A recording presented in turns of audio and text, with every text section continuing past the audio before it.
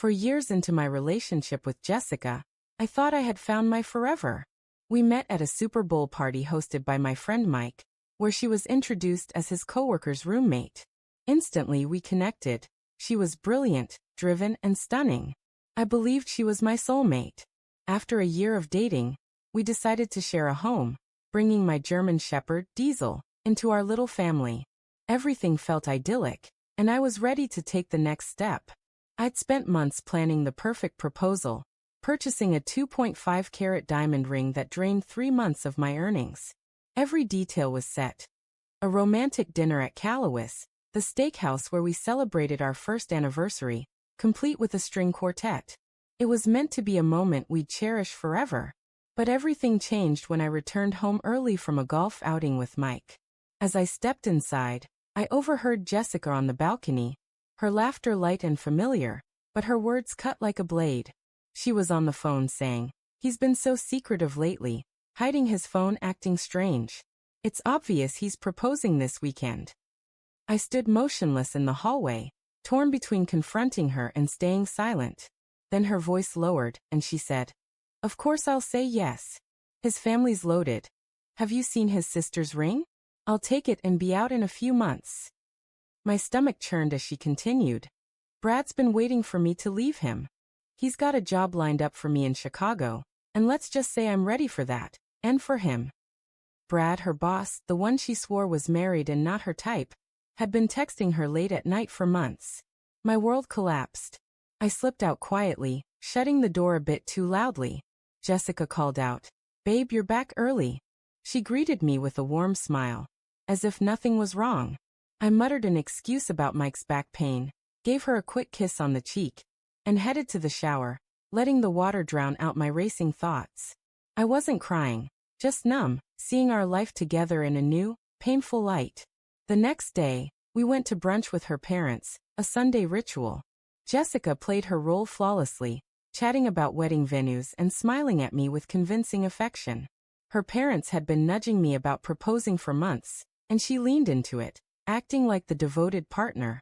I wondered if I'd misunderstood her phone call, but deep down I knew the truth. I went through the motions, holding her hand, helping with dishes, but my mind was elsewhere, plotting my next steps. On Monday, I called in sick, a rare move for me. As soon as Jessica left for work, likely to see Brad, I got to work. I canceled the dinner reservation, losing the deposit. I removed Jessica from my bank accounts, contacted my landlord to terminate the lease, and found a new, pet-friendly apartment across town, slightly pricier but worth it for Diesel. I visited the jeweler, explained my situation, and traded the ring for store credit, keeping the empty box. Inside it, I placed a note that would say everything I couldn't. I organized movers, arranged for Mike to watch Diesel for a week, and prepared to unravel our shared life. That evening, I cooked Jessica's favorite, steak with mushroom sauce and roasted potatoes, setting the table with our finest dishes and lighting candles. When she walked in, her eyes lit up. "What's this about?" she asked, a hopeful glint in her gaze. I played it off casually, saying I wanted to make the night special. During dinner, she kept stealing glances, clearly expecting a proposal. After dessert, I slid the ring box across the table and knelt. Her face glowed with anticipation as she opened it, but her joy turned to bewilderment when she found the note. It laid out everything. Her phone call, her plans with Brad, and my decision to walk away. Her hands shook as she read it, the weight of her actions sinking in. I stood, my voice steady but cold. "I heard you on Saturday. I know about Brad. This is me leaving." She stammered, "Mark, let me explain," but I was already grabbing my bag by the door. "I'll be back Saturday with movers. Diesel's coming with me. The lease is paid for another month, so you've got time." As I walked out, she pleaded, but I didn't look back. "I loved you, Jessica. Goodbye." 2 days later, I was staying at Mike's, throwing myself into work to avoid her. Jessica had called 47 times, left 29 voicemails, and sent over 60 texts, everything from anger to apologies to desperate pleas.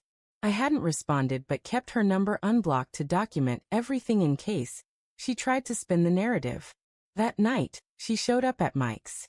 Shannon, his girlfriend, answered the door and said I wasn't there. I hid in the guest room, feeling like a coward. A friend later called Mike, saying Jessica was outside, crying in her car. Part of me pitied her, but a larger part felt nothing. She had planned to use me for the ring and leave, but I'd turned the tables.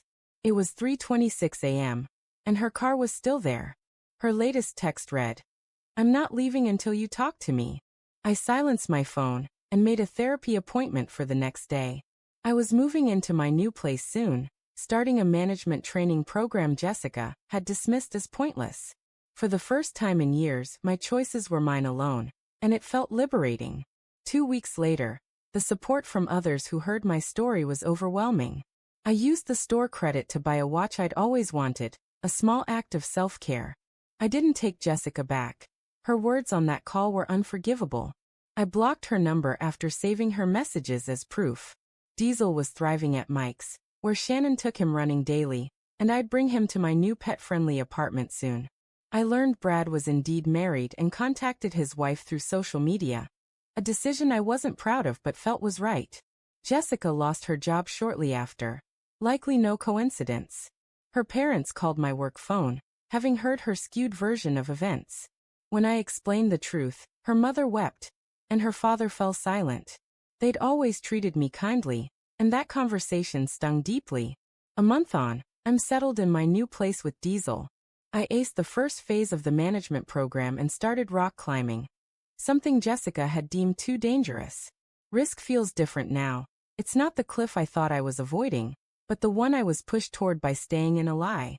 Jessica moved in with her sister and occasionally emails, her tone more introspective but still too late. I'm rebuilding, reconnecting with old friends, and finding peace in therapy. Someone said the best revenge is living well, and I'm starting to agree.